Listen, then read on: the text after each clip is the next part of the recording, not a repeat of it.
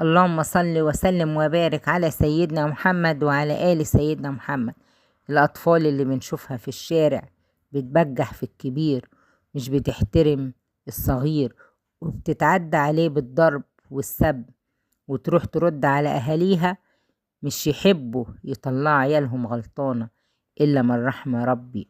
هو ده الجيل اللي هيكبر ويكون في سن ابني وابنك، وهيتعامل معاه، هيتعامل مع جيل فاسد من أم فاسدة معرفتش تربي.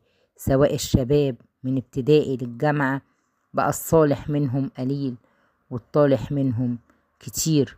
الأمهات هم السبب في التربية الفاسدة أو الصالحة. الأم مدرسة، إذا أعددت شعبا طيب الأعراق.